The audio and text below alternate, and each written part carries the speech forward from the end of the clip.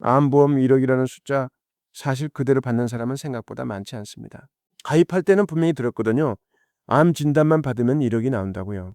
설계사분도 그렇게 설명했고 약관 요약본에도 큼지막하게 그 숫자가 적혀 있었죠.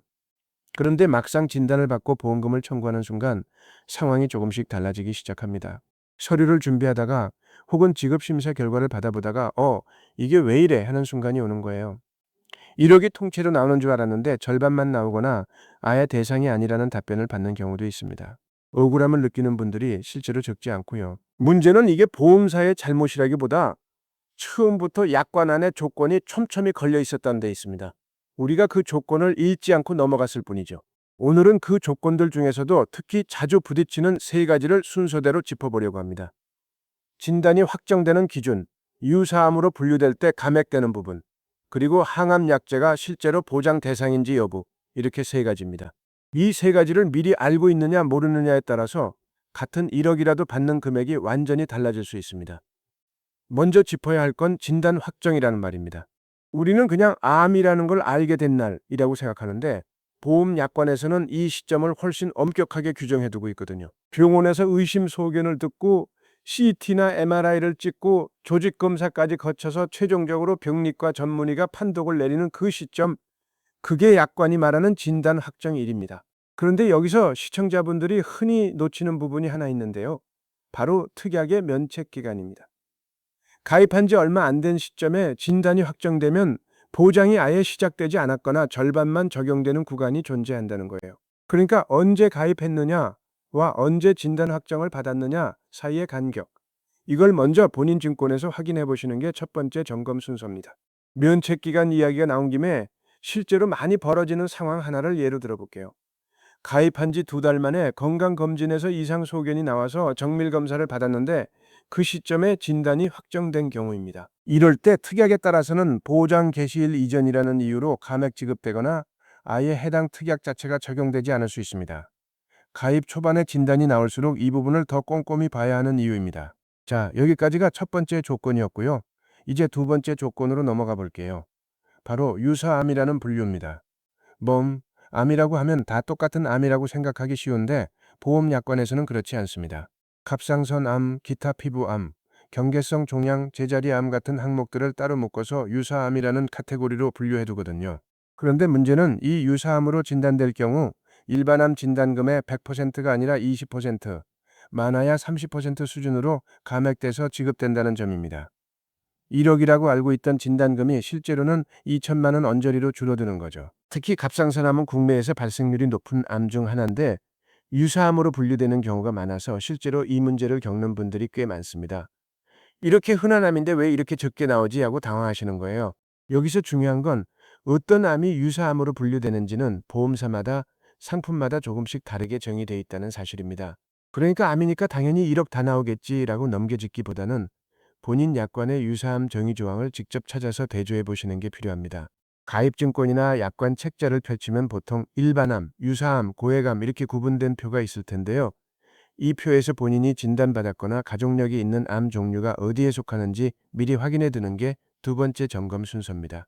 자, 두 번째 조건까지 확인하셨다면 이제 세 번째로 넘어가 볼게요. 여기서부터는 특히 항암 치료 실제 과정에서 부딪히는 문제라서 조금 더 집중해서 들어주시면 좋겠습니다. 바로 항암약제, 그중에서도 표적 항암약물이나 면역 항암제와 관련된 조건입니다. 요즘 암보험 특약 중에는 항암 치료비 또는 표적 항암약물 치료비 같은 이름으로 별도 특약이 붙어 있는 경우가 많거든요. 그런데 이 특약이 보장하는 대상은 아무 약이나 다 해당되는 게 아닙니다. 식품의약품안전처, 그러니까 식약처에서 항암 목적으로 정식 허가를 받은 약제여야 한다는 전제가 깔려 있는 경우가 대부분입니다. 문제는 실제 치료 현장에서는 상황이 다르게 흘러갈 수 있다는 거예요. 담당 의료진이 환자 상태를 보고 아직 정식 허가 전인 신약이나 다른 암종에는 허가됐지만 해당 환자의 암종에는 허가되지 않은 약제를 처방하는 경우가 있습니다. 의학적으로는 충분히 근거 있는 처방일 수 있지만 보험 약관 기준으로 보면 허가받은 약제라는 조건에 걸려서 특약 대상에서 제외될 수 있는 거죠.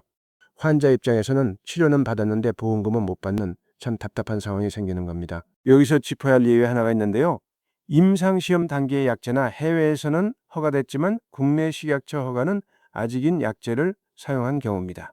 이런 경우는 특약별로 인정 여부가 갈리기 때문에 이 약이 되나요? 라고 미리 콜센터나 설계사를 통해 확인해보는 절차가 필요합니다. 세 번째 점검 순서는 이겁니다. 본인이 가입한 항암치료비 특약의 약관에 허가, 고시, 요양급여 같은 단어가 어떤 조건으로 붙어 있는지 확인하는 거예요. 이 단어들이 붙어 있다면 실제 처방받을 약이 그 조건에 맞는지 담당 의료진과도 한 번 더 확인해 보시는 게 좋습니다. 여기까지 세 가지 조건을 순서대로 짚어봤는데요. 이제 이걸 어떻게 실제로 점검하면 되는지 정리해 볼게요. 어렵게 생각하실 필요 없습니다. 서류함에서 증권 하나만 꺼내시면 됩니다. 먼저 본인 명의로 된 암보험 증권을 찾아서 표지에 적힌 가입일부터 확인해 보세요. 그리고 각 특약별로 보장 개시일이 언제부터인지, 그 사이에 면책기간이나 감액기간이 걸려있는지를 봐야 합니다. 다음으로는 약관 본문에서 유사암이라는 단어를 검색해 보시는 겁니다. 요즘은 대부분 보험사 홈페이지나 앱에서 약관 PDF를 제공하니까 컴퓨터나 스마트폰에서 컨트롤 F나 검색 기능으로 찾아보면 금방 나옵니다. 거기 나온 유사암 목록과 감액 비율을 확인하시고 본인이나 가족력에 있는 암 종류가 혹시 그 목록에 포함되는지 대조해 보세요. 특히 갑상선암, 방광암 중 일부, 대장 전망내암처럼 경계에 있는 암들은 상품마다 분류가 다를 수 있어서 꼭 직접 확인하시는 게 좋습니다. 세 번째로는 항암 치료비나 표적 항암 약물 특약이 있다면 그 특약 조항에서 식약처 허가, 국내 허가, 임상 3상 같은 문구가 있는지 찾아보시고요. 이 문구가 있다면 나중에 처방받을 약이 이 조건에 해당하는지 주치의나 보험사 상담 창구를 통해 미리 확인해 두는 습관을 들이시면 좋습니다. 이 세 가지를 확인했다고 해서 모든 상황에 100% 대비가 되는 건 아닙니다.